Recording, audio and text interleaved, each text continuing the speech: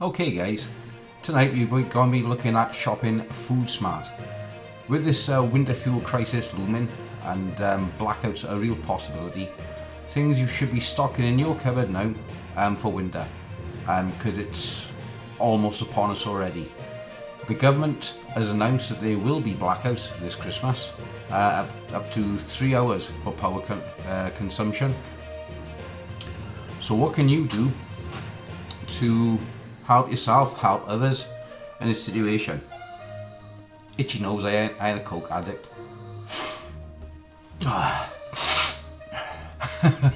Joking.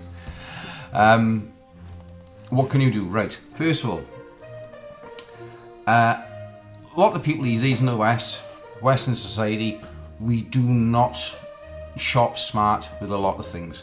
We do not shop smart for energy. A lot of every year after year, just roll on with the same company.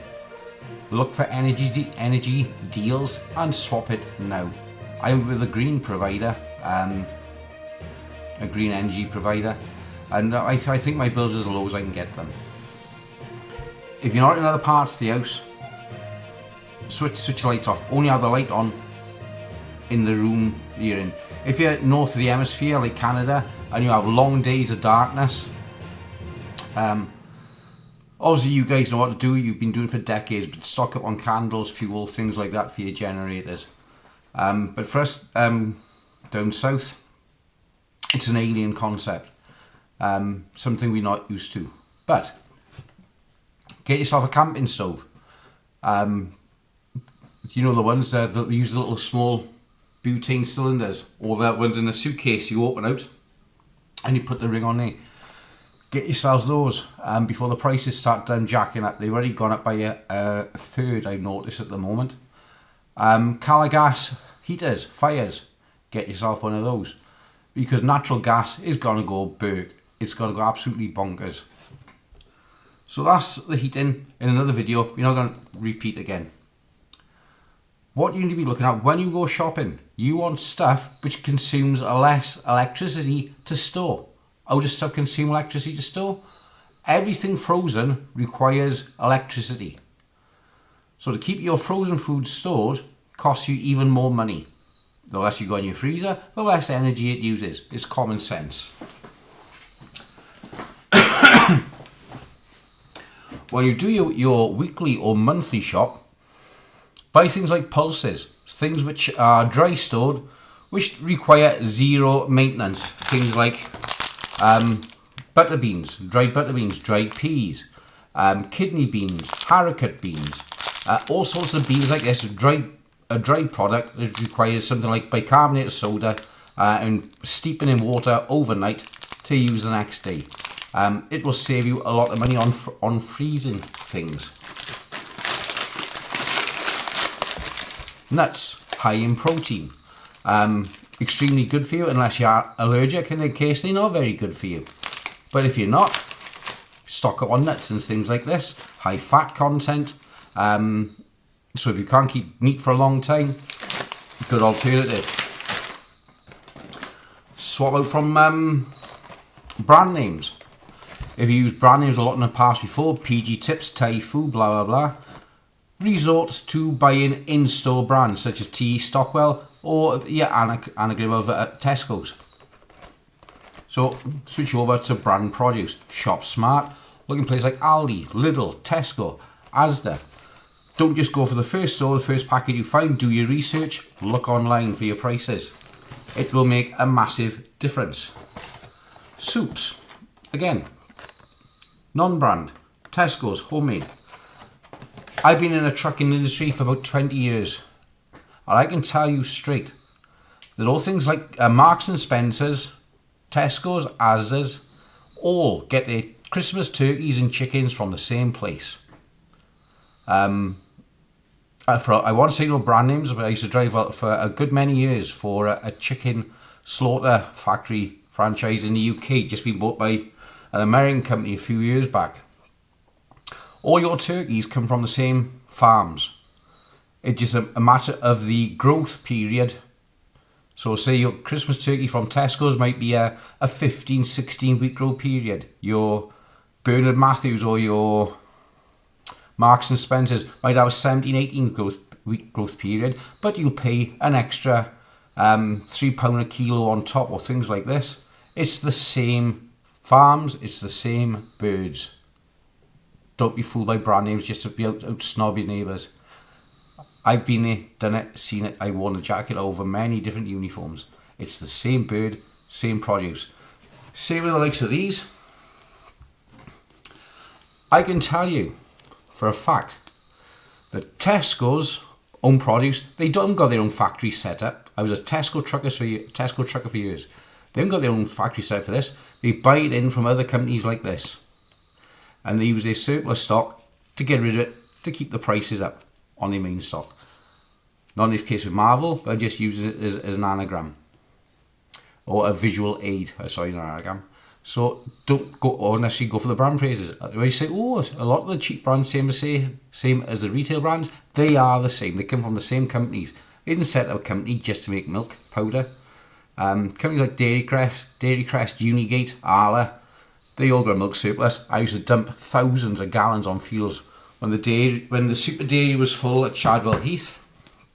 I used to dump full tanks of milk on fields when the big silos was full. Consider buying things like this, all-day breakfast in a can. It keeps for a long time on a shelf, requires no maintenance. You have an all-day breakfast you buy yourself. You buy packs of bacon, sausages, eggs, etc. They got a short shelf lifetime. Bacon, etc., as you know, will go off within a week. Unless you happen to have a pig out the back and a whole street that really wants some bacon. So consider things like this. Same with ham in a can. Once it's opened, it goes off in a few days. So unless you're going to consume all of it within 4 days, don't open it. What I mean by that is, unless you're prepared to have, I don't know, chips and ham for dinner, spam and chips for tea, spam and eggs, spam and beans, spam and more spam. High fat content, keep it for when you need it. Potatoes, get them tinned. They only last a couple of weeks fresh from the ground. So if you've got your own allotment and garden, don't harvest them all at the same time. Break it down over a few weeks. That's unless you've got a worm problem or slugs. Same again with things like minced beef, stew and steak.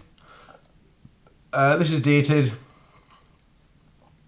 2019. That's perfectly fine. I'd have no problem at all eating that. Because I've been prepping for a long time. Rotate your stock. Some of my older stock now, I'm consuming and replenishing it with fresh stock. So that's another top tip. Again, same again here, stew and steak. Anything like that, which you can put on your shelf and just leave it and forget about it. Next time you go shopping, get extras. So things like coffee mate, powdered milk, pulses, beans, peas, potatoes, tea bags, different sauces, coffee. Stop buying things like coffee you gotta grind yourself and things like that. Buy it straight off the in the jar, home brands and things. Yes, so it does taste like shit, but a couple of weeks your palate will change and it'll get used to it. When I was younger, I used to have a massive love for Red Mountain coffee. You don't see it around no more because people said it was horrible. I loved it. I thought it was great. I thought it was nicer than Nescafe. No better way to start your day, my ass. So consider things like this. And these manufacturers, being in the oil industry 20 years, I see so much waste, is unbelievable. One of my jobs used to go around on a Saturday morning to all the petrol stations, collecting all the bread and sold sausage rolls and things like that. And I used to take it back to an incinerator factory over in Bristol, where it was burnt in a power station incinerator. Arctic loads, trailer loads of unused food, vegetables, things like this. And I said, well, why don't you give it to the farmers? you know, they reduce the cost for the farmers, reduce the cost for you, reduce the cost for the customers. Typical jobs worth response. Or it could hurt the pigs and we'd be responsible for it, so we'll just burn it all instead. Noodles, snacks, things like that. Anything like rice, noodles, pasta, stock up on it. It keeps for a long, long time, and as long as it's sealed, it'll keep for years. So another tip. Only things you should be having in your freezer are things with which needs to be consumed in a short period of time. So if the power went tomorrow, could you live without it?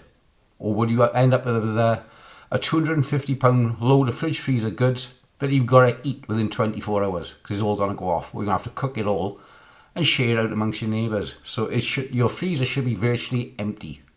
Only things you should be having in your freezer would be like your Sunday joint for your roast, a couple of quick microwave meals for when you get in from work, nothing more than a week lead time. So if it does go down, you're only going to lose £25 worth at most, $30. So that's this week's tip. Buying yourself dried or canned goods. Cut your shopping bill by a tremendous amount. Things like vegetables, things like that. Continue to buy them, use them, but at the same time, when you buy your frozen peas, etc., get just a couple of cans of peas, a couple of cans of beans. Again, great Heinz sausage and beans. You've got the fat content, everything from the sausages, and beans are naturally good for you. So get things like that. So that's this week's top tip on food prepping for the winter ahead and saving a couple of quid. If you're not in a room, switch your lights off, shut your doors, and put an extra jumper on. See you on the next one, guys.